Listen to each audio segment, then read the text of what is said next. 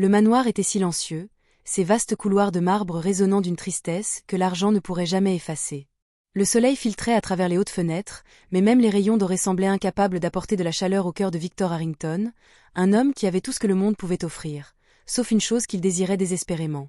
Sa fille unique, la petite Alina, disparaissait sous ses yeux. Les médecins lui avaient donné 3 mois tout au plus, 3 mois de sursis. Pour un homme qui possédait des tours touchant le ciel et des entreprises sur plusieurs continents, le poids de ces mots l'écrasait plus que n'importe quelle perte financière. Si vous croyez en la gentillesse, aux secondes chances et au pouvoir de l'amour qui guérit les blessures les plus profondes, alors prenez un instant pour aimer cette vidéo, la partager avec quelqu'un qui a besoin d'espoir, commentez et vous abonner. Votre soutien nous aide à continuer de raconter des histoires qui comptent. Victor avait toujours vécu dans un monde de costumes impeccables, de salles de conseil vitrées et de décisions rapides. Mais à présent, son univers se réduisait à la pièce silencieuse où Alina se reposait. Elle n'avait que 8 ans. Ses cheveux avaient disparu après d'innombrables traitements, son sourire était faible, mais encore assez radieux pour briser le cœur de son père. Il faisait venir des spécialistes du monde entier, en jet privé, payant des sommes dont d'autres ne pouvaient que rêver. Pourtant, tous les médecins secouaient la tête avec la même expression d'impuissance. 3 mois. Pas de remède miracle. Rien que l'argent ne pouvait acheter. Dans ce monde de désespoir, une silhouette discrète, que la plupart des habitants du manoir ne remarquaient pas, fit son apparition. Elle s'appelait Marisol, une femme de ménage travaillant chez les Harrington depuis moins d'1 an. On la connaissait pour ses mains sûres et sa voix douce, de celle qui apaise plutôt qu'elle n'importune. Chaque matin, elle accomplissait ses tâches, époussetant les grands escaliers, astiquant les lustres, frottant les sols en marbre, tout en s'efforçant de ne pas troubler le silence fragile de la maison.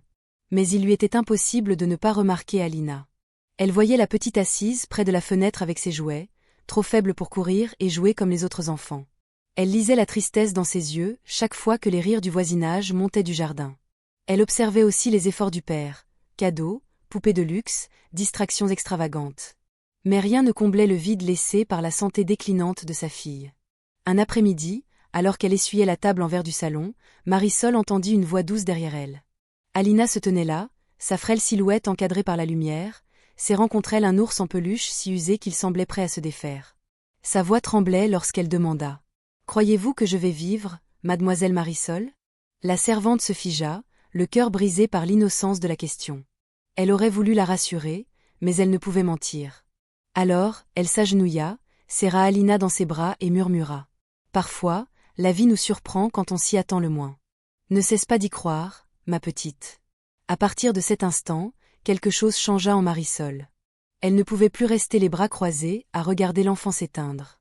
Elle n'avait ni l'argent ni les connaissances médicales de Victor, mais elle portait en elle autre chose, l'espoir né de la lutte. Marisol avait été mère. Des années plus tôt, dans un petit village loin de ce grand domaine, sa propre fille était. Marisol avait été mère. Des années auparavant, dans un petit village loin de ce grand domaine, sa fille était tombée malade. Sans ressources, elle s'était tournée vers les soins naturels, remèdes simples, gestes tendres et une foi inébranlable que l'amour lui-même pouvait être un remède. Bien que sa fille n'ait pas survécu, Marisol avait gardé cette leçon. Le réconfort, la joie et l'espoir pouvaient apporter une force qu'aucun traitement ne pouvait acheter. Elle commença alors à passer plus de temps avec Alina, non pas comme domestique, mais comme amie. Elle lui apprit à plier du papier en petits oiseaux et papillons. Elle préparait des gâteaux simples dans la vaste cuisine et laissait Alina saupoudrer le dessus de sucre de ses mains tremblantes. Elle chantait des chansons en espagnol, emplissant l'air de chaleur, et convainquit même la fillette de planter une fleur dans le jardin, lui promettant qu'elle la verrait pousser ensemble chaque jour. Lentement, Alina recommença à sourire. Son rire, faible au début, résonna à nouveau dans les couloirs. Victor remarqua la différence. Il rentrait de réunion et voyait sa fille applaudir pendant que Marisol fabriquait des animaux en ballon, ou assise dans le jardin, une petite pelle dans ses mains fragiles, plantant des marguerites et des rosiers. Pour la première fois depuis des mois, Victor sentit quelque chose changer. Alina était toujours malade, mais elle était vivante d'une manière qu'il n'avait jamais vue auparavant. Cela le rendait perplexe, presque humble.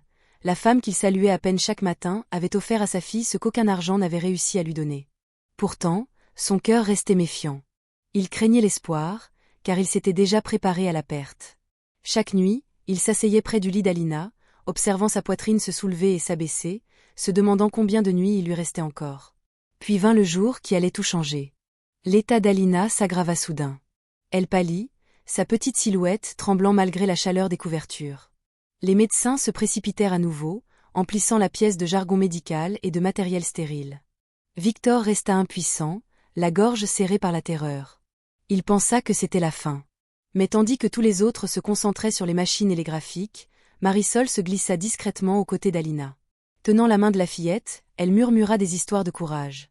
Comment les fleurs se battent dans la terre pour rencontrer le soleil, comment sa propre fille lui avait appris que le cœur est plus fort qu'on ne le croit. Elle se mit à fredonner une berceuse d'une voix posée, déversant tout l'amour qui lui restait dans ce moment fragile. Quelque chose d'extraordinaire se produisit. La respiration d'Alina se calma. Sa petite main serra les doigts de Marisol avec une force surprenante. Les médecins étaient déconcertés. Son pouls se régularisa. Sa couleur revint lentement. Aucun médicament n'avait changé. Aucun nouveau traitement n'avait été administré. Mais Alina se battait, portée par quelque chose au-delà des graphiques et des chiffres. Victor l'observait dans un silence stupéfait, les larmes aux yeux. Il comprit que, tandis qu'il tentait d'acheter du temps avec sa fortune, Marisol avait donné à sa fille une raison de s'accrocher à la vie. Ce n'était pas seulement de l'attention qu'elle lui offrait, c'était de l'amour. Un amour qui ne connaît ni statut, ni salaire, ni limite. À cet instant, le milliardaire tomba à genoux près de la servante, submergé par la gratitude et la culpabilité à la fois. Les jours devinrent des semaines. La force d'Alina grandissait peu à peu. Elle avait encore des difficultés, mais elle ne s'affaiblissait plus. Elle riait plus souvent, peignait des tableaux pour son père et arrosait la fleur qu'elle et Marisol avaient plantée, désormais éclatante dans le jardin. Les médecins, autrefois 6 sur 2, avouèrent n'avoir jamais vu une telle résilience. Victor ne se fiait plus à leurs prédictions. Il avait appris que la vie ne se mesure pas en mois, mais en sourires, en câlins et en moments précieux. Un après-midi, il fit venir Marisol dans son bureau. La lumière du soleil éclairait ses larmes lorsqu'il lui annonça qu'elle n'était plus seulement une domestique, elle faisait partie de sa famille.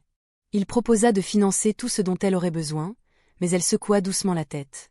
Tout ce qu'elle désirait, c'était rester aux côtés d'Alina. C'était sa seule récompense. Le manoir, autrefois silencieux et froid, résonnait à nouveau de rire. L'avenir d'Alina restait incertain, mais le compte à rebours désespéré avait disparu. Et Victor, l'homme qui croyait autrefois que l'argent pouvait tout acheter, avait découvert la plus grande vérité. Parfois, le plus beau cadeau vient du cœur le plus simple. Si cette histoire vous a touché, aimez cette vidéo, partagez-la avec vos proches, abonnez-vous et laissez un commentaire ci-dessous. Votre soutien nous aide à continuer de répandre l'espoir et la gentillesse à travers le monde. Et avant de terminer, dites-nous dans les commentaires. Croyez-vous que l'amour et la bienveillance peuvent parfois guérir plus que les médicaments? Nous aimerions connaître votre avis. Car au final, ce ne sont pas des milliards de dollars qui ont donné sa force à Alina. C'était l'amour d'une femme simple, une fleur dans le jardin et la conviction que même dans les moments les plus sombres, la gentillesse peut apporter la lumière.